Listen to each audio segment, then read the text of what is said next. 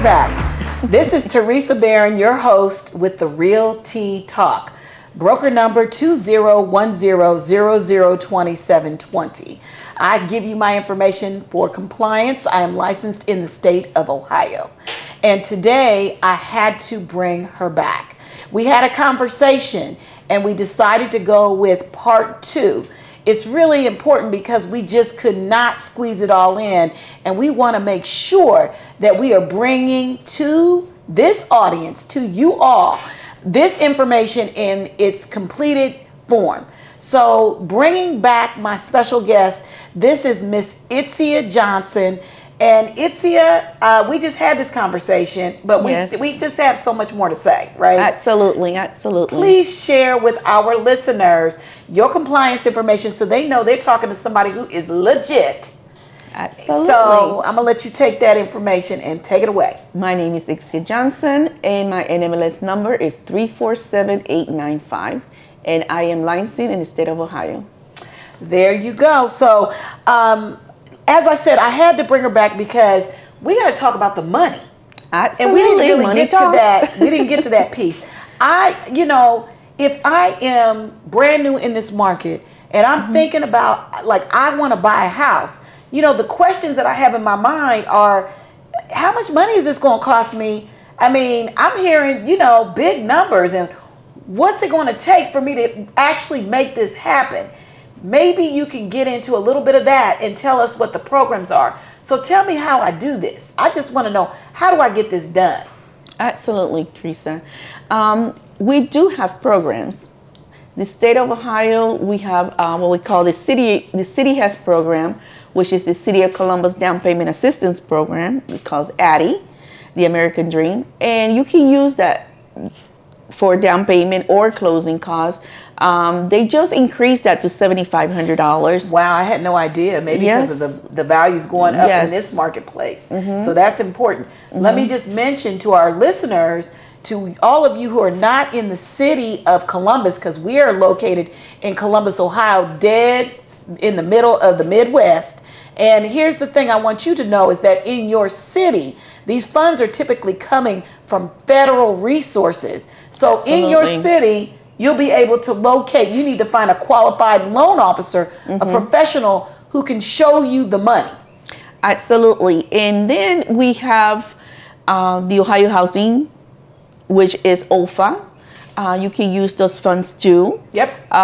We also have Homeport, which is also a nonprofit organization where you can get funds, and their funds is $15,000. They increase it. So those are money that you can also use.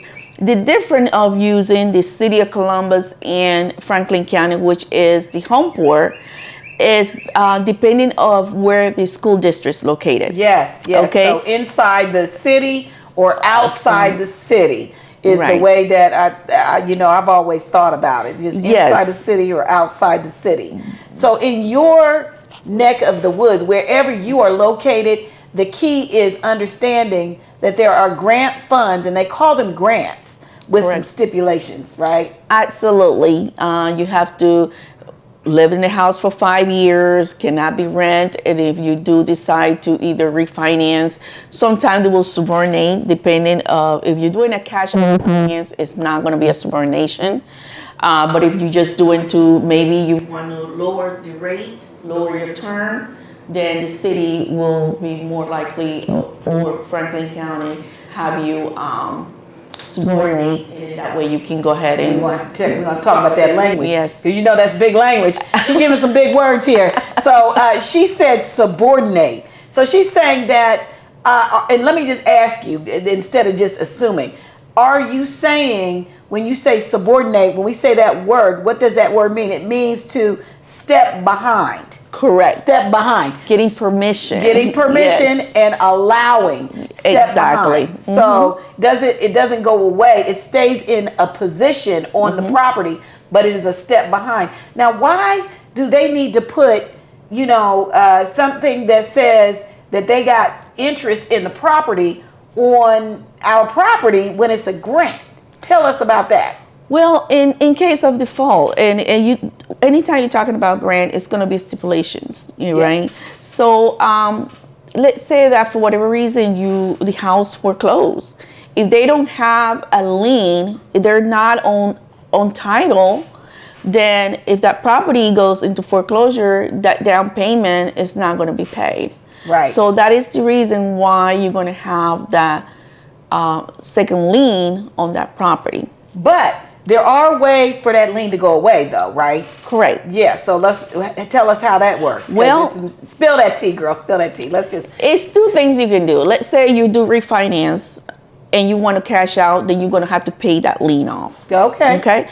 But let's say for whatever reason you say, you know what, I'm going to stay in this house for 5 years, and you complete your 5 years, then that lien will go away. It's not going to go away unless you do those things.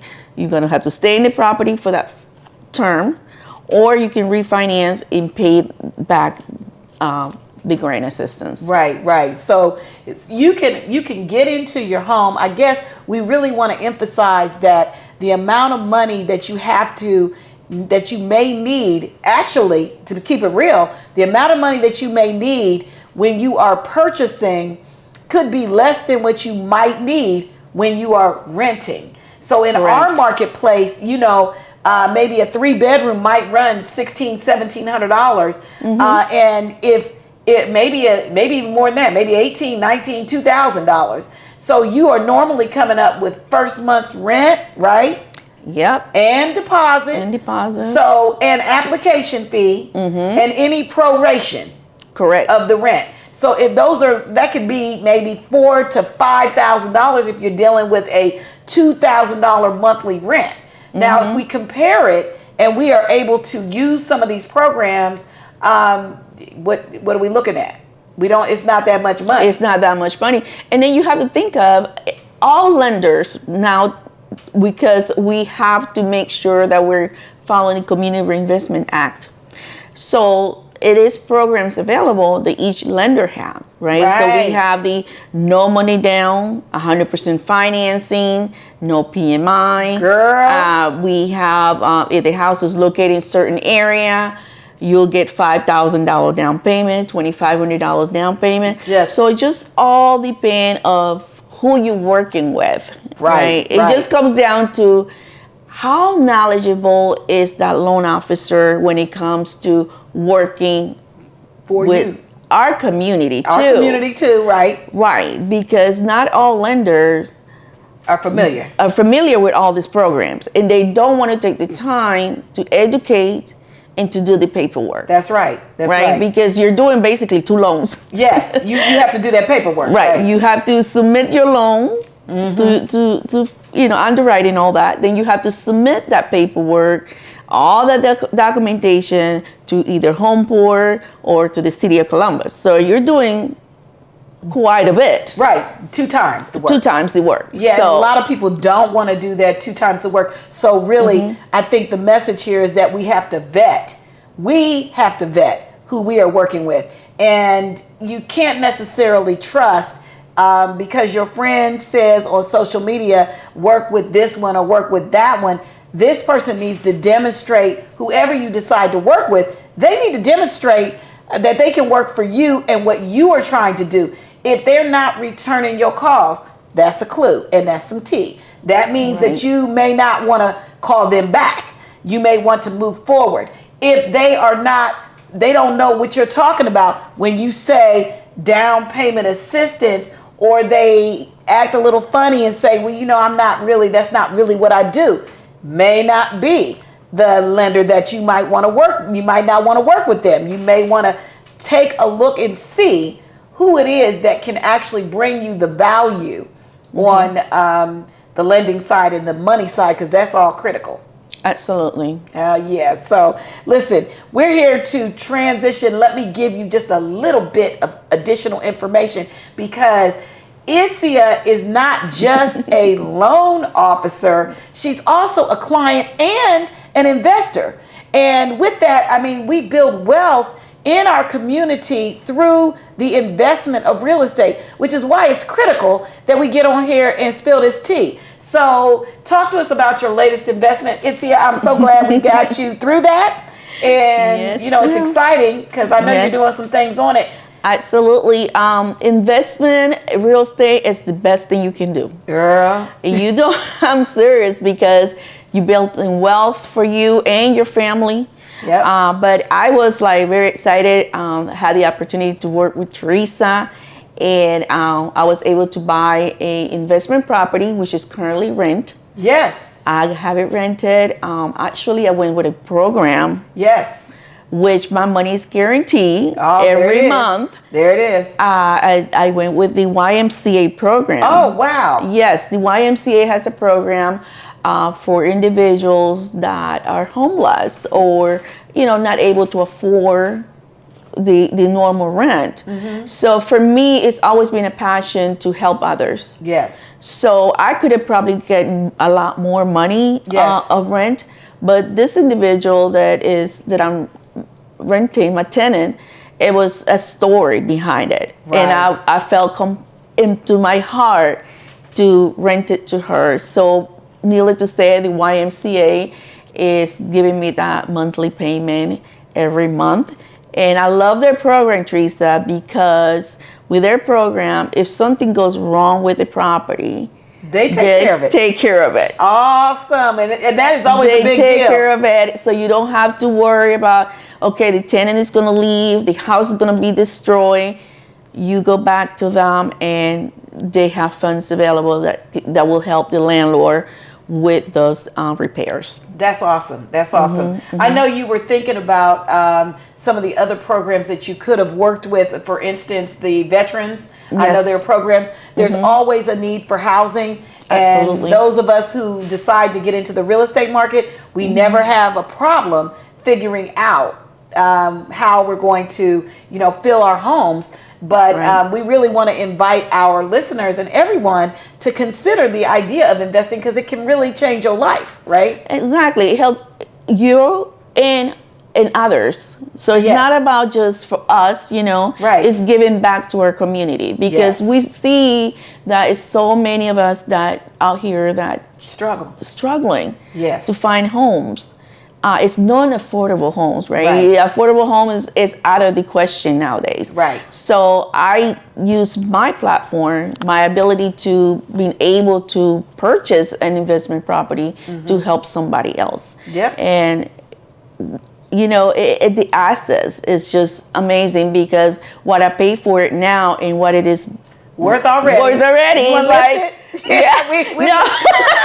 we might need to list that and get that money out. Well, I need cash flow. Oh, there it is. I need monthly cash flow. There it is. Because you have to think about what's next. Right. So I don't know what it will be next. I may not be a loan officer. I may be doing something else, going entrepreneur all the way. So I need to have cash flow. Right. So buying investment properties, renting it out, or doing a flip, you cannot big go deal. wrong with real estate. You will lose more money Yes. investing on your 401k right now. Girl. Let's don't. That marketplace is something else right now. At least we got control when we're dealing with our real estate. Right? Exactly. Yeah, yeah. So I wanted to discuss for a moment, because we probably have some folks out there that have really good equity in their properties right now.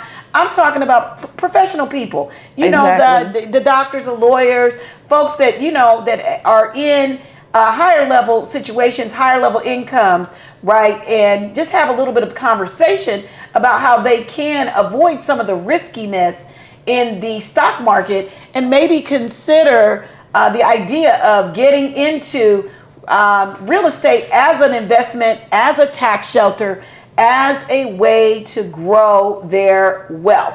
Let's talk about that a little bit before we wrap up. And then, you know, I think we will have done our due diligence this time.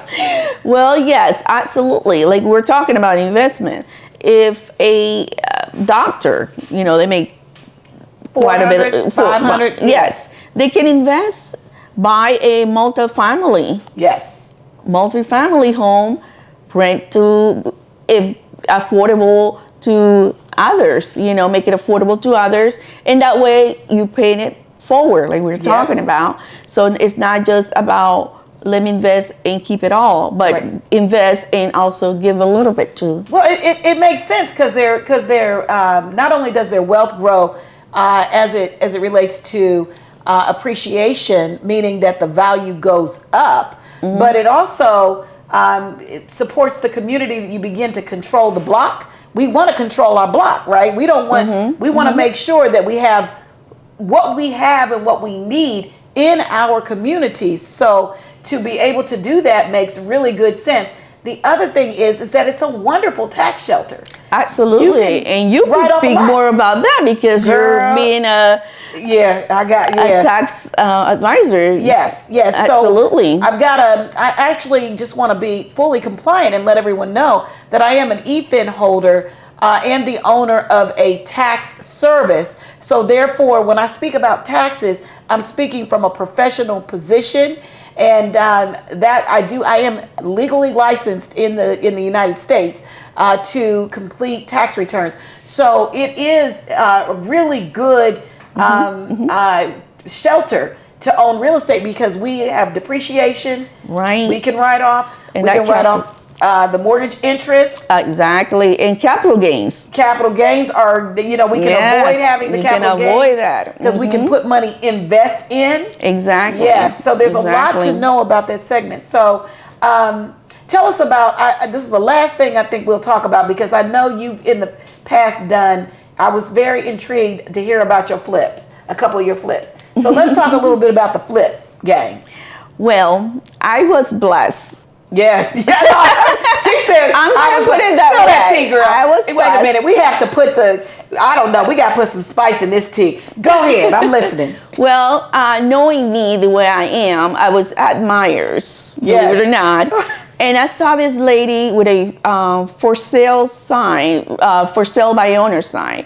And I was like, So let me go ask the question. I said, ma'am, are you trying to sell your house? She's like, yes. My mom passed away. It's a whole mess.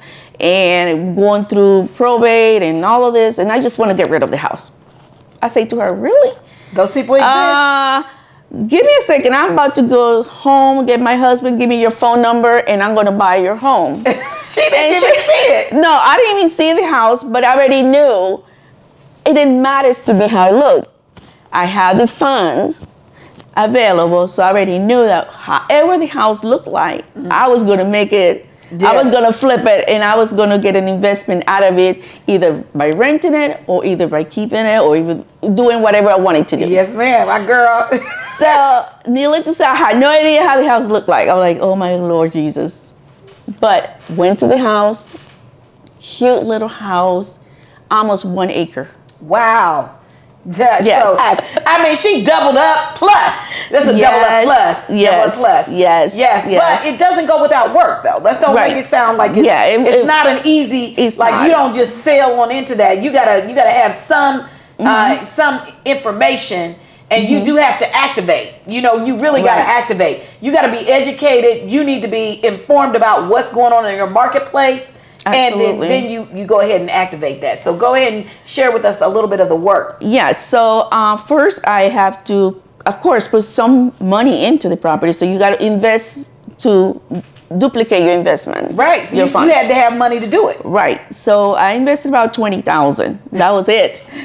Believe it or not, it was only $20,000. Stop it. Do y'all hear her spilling this tea? Yeah. She got it turned 120 into 235 with 20 grand. Yes, because the house was in good condition. It just needed a lot of TLC because the carpet, all of that was right.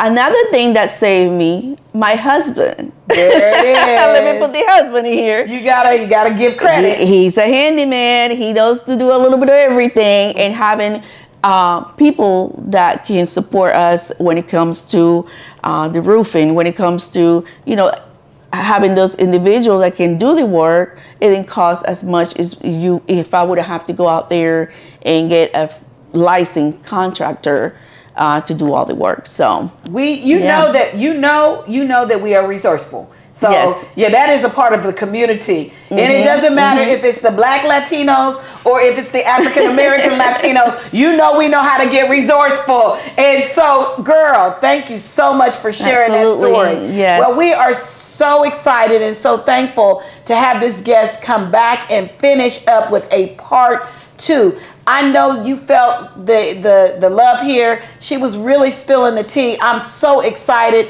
to have her. And I will just tell you, you got to come back and see us on our next episode. This is Teresa Barron with The Real Tea Talk. I'll see you on the next one.